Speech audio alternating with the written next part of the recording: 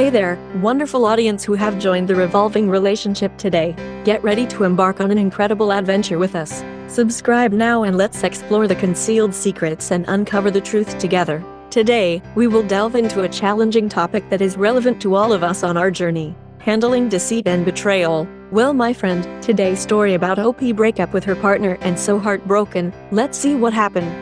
Trust me, I know this is a surviving infidelity forum. I know it is. I'm just struggling and need to rant to somewhere it's applicable. I feel I just need to vent. This is a throwaway for a reason. But recently I ducked up. My 26F and now ex 28F are broken up and I'm broken. It's all my fault. I was dating my GF for 7 years. I wasn't always perfect. I was mean and rude. And not to excuse it, but I grew up in a terrible household. My parents were volatile and I was mentally, emotionally and heavily physically abused. I got into a relationship young and carried a lot of that emotional damage with me. I projected it so hard, I treated her unfairly, and I just wasn't a good person. Also, things we've endured during our relationship. My father passed away, and I had back surgery. She stuck by me through all of it. It was a lot. She held me when I cried about my dad. Went to his funeral with me. All of it. When I had surgery, she took care of me when I couldn't move. Was in so much pain. She showed grace to me. I was bitter and mad during it because of it. Through all of it though, I went to therapy and things were getting better. Genuinely, we stopped fighting overall. We went back and forth over small things, that's mainly it. I was handling my emotions better, my trauma, all of it. We started having big plans, we were doing good. I was bad in the beginning of our relationship when I had first moved out of my parents' house. But I could have done better. Where I fucked up greatly is 5 years ago I cheated. No sex, no kissing, it was emotional and inappropriate. Through being so emotionally invested, things got slightly sexual. I never said anything. She just found out. Because the girl I did it with called her and told her. After 5 years, my GF confronted me so fast and she left me. I know some of you will say I deserve it, which I do, and I get that. I don't fucking know why I did it. We had 2 dogs together. She took hers, went to her aunt's house, and hasn't spoken with me at all. I couldn't take it. She took everything. The house is empty and sad now. Just me and my dog, and he's so confused. I hate being home now. All the memories I made with her, gone. I'm not trying to make it about me. I know she's hurting because this came out the blue. She has every right to hate me, which I'm sure she does. I can't eat, I can't sleep, and had heavy suicidal thoughts. I went to speak to a therapist ASAP. The therapist told me the reason for my infidelity was because the person I clung to, we shared one thing. Both our fathers were gone. When I met the person I cheated with, I only lost my dad a year prior. Not that it makes it okay, but she said I was grieving. I know it's my fault, but I lost my best friend, my lover, all of it all in one. I love how we would joke. She was truly my best friend. After my father's passing, my family fell apart. She was my family. She was all I had. I had a future planned, a life. Now it's all gone. I have to sell my home now, get a new job, and try to move on with my life. I take full accountability. It was me. She was perfect. She had her small moments, but fuck is she perfect. I always said when life got bad, as long as I had her, I'd be okay. I don't have her anymore. I'm not okay. Let's see how other people respond. Comment 1. This is a first, but I will try to somewhat help you. First of all, you need to accept that she may leave you, and if you truly are remorseful, you will respect her wish. This is ultimately your fault and she decides the consequences for your betrayal. What I will say for you is that you cannot make others happy without being happy yourself. You should use this experience as a lesson to better yourself. You should apologize and articulate it well, no playing victim, and take accountability. Whether she takes you back or not, you need to learn from this mistake and ensure it doesn't happen in any other future relationships. Personally, I'd advise her to leave because cheating shakes people to the core, and you have to understand how you'd feel if the roles were reversed and given your upbringing it would have hurt Alit. I overall despise cheaters, but at the end of the day they're still people, I guess, but of course I take it with a grain of salt. So it depends if you're willing to take this advice and be a better person. You took her for granted, never forget that. Comment 2. Adding here, you cannot use grief, your shitty upbringing. Nothing is an excuse for infidelity here. You must own it in your apology and take full accountability. She also may not want to have an apology from you too. You should be in therapy and work on yourself. You also might want to be evaluated for PTSD considering your childhood. There are some great treatments out there now. You need to bond with your dog and truly learn to love yourself and all your flaws and become better from it. Phoenixes rise from ashes. OP answers, no, I hear you. She did leave me. The day of us breaking up, I found out she did as well 7 months ago. Not that this takes away from what I did, but she did kiss someone else. I take full accountability, and I know this is something I have to learn from. I'm just hurting so bad to the point I don't feel like moving on in life. This isn't to say I want to run away from my problems or to not feel the weight of the fuck up I caused. I just hate myself so much. Sorry, that wasn't to come off as me using any of that as an excuse. I was just giving background of things I've had go on in life whilst being with someone. I am in therapy. I'm in intensive actually. I am diagnosed with CPTSD. My poor dog is confused, always walking around the house, and I'm trying to be there for my animal, because I know they're hurt too. Comment 3 Yikes, I'm equally as appalled with your ex for cheating on you. Do not go near alcohol or any self-destructive habits. Continue with therapy and spend more time with your dog. Treat them the best you can, and they will reciprocate that love back to you. OP answers, I feel it was my fault. She might have though. I haven't talked to her. More like she hasn't talked to me, but I'm trying and she's been so clingy. It's hard being home because it's empty and sad now. But I know I need to be there for him so he can heal too. Comment 4 Sorry, this is what happens when you cheat on someone that knows their own worth. You have a heck of a lot of personal issues, and I'm glad to hear that you are working on them. In terms of a relationship though, they make you very difficult to be in one with.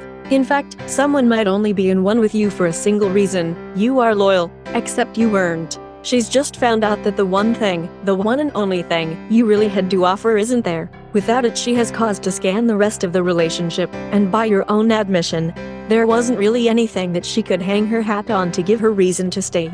Sorry if this is harsh, but I hope that you can take the pain you feel as a learning experience, work on your personal issues and become better for the future. Please give this lady some space. She's made her choice after finding out in one of the most humiliating ways possible.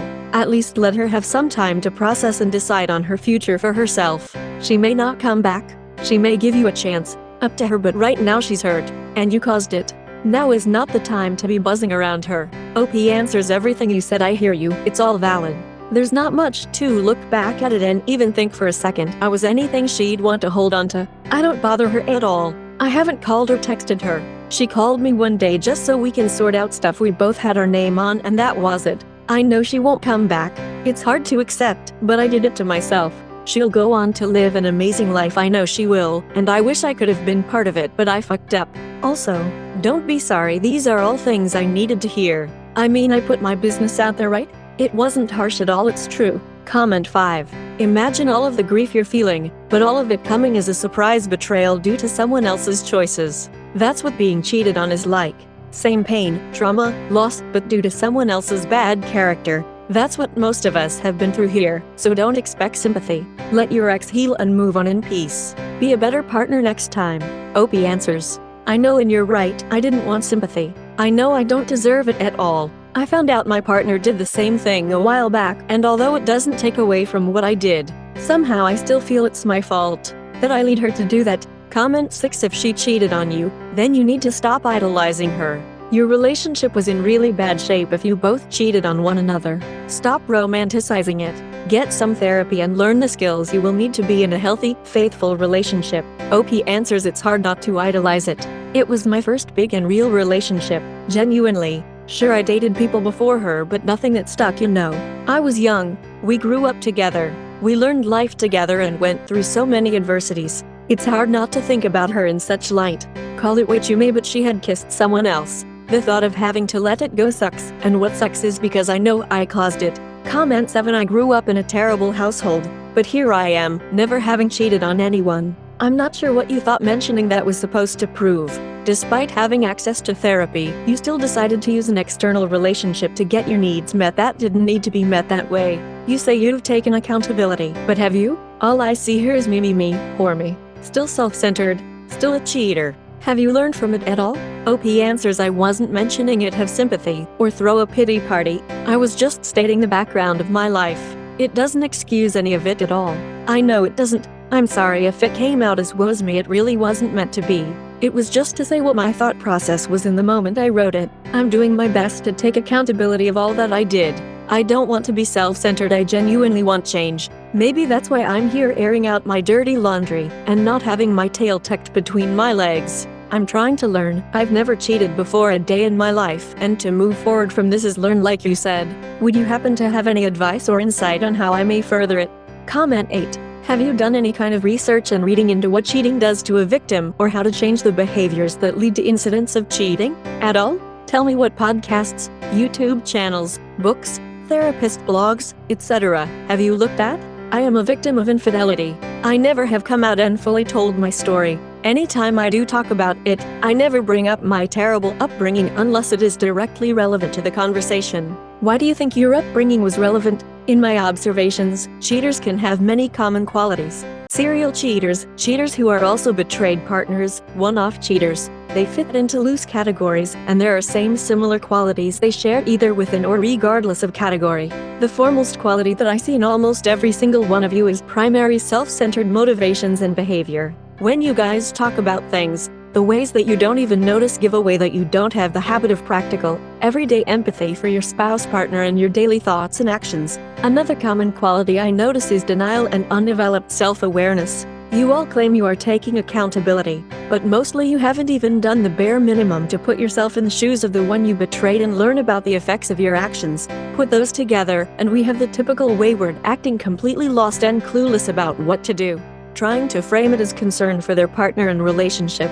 Yet every underlying request in their speech has to do with only helping to alleviate any pain towards themselves. Maybe step outside of this bubble of ME for a second and think about what your betrayed partner is doing to try to figure out how to heal. Who do you think is telling them where to go and what to look for and how to heal? Most of the time, they are alone in that regard. They may have the guidance of a therapist, but so do you. But what are you doing with that? Nothing to do with empathy and compassion for your betrayed. I will give you a tidbit. Read this book, The Betrayal Bind by Michelle Mays. That's all you're getting from me. The best way I can actually help you is to tell you that you need to actually take accountability. That means having your own agency and investigating and repairing yourself. If I can find all kinds of science-backed resources for both betrayeds and waywards on my own self, being as non-functional as I am, surely you can do it too. OP answers thank you. I know you didn't have to tell me any of that or even help me in any way, but I will read that book. Like I've said, I've never done it before ever, and I guess I was looking at like conventional psychology for anger, infidelity, and anxiety. I'm sorry it sounds stupid, I can't fix all my problems at once, but I was looking into all those on a podcast called The Psychology of Your 20s and Therapy Thoughts. For books I looked into The Body Keeps the Score and Complex PTSD. I will do more research. All of it. Like you said, I didn't think bringing up my upbringing was to be relevant in this. Just that is how I process things in my life and how it displayed outwardly. I appreciate the book you recommended. I'll start reading ASAP. And although I didn't deserve for you to even respond, I thank you for it. My comment leave before when the relationship become toxic.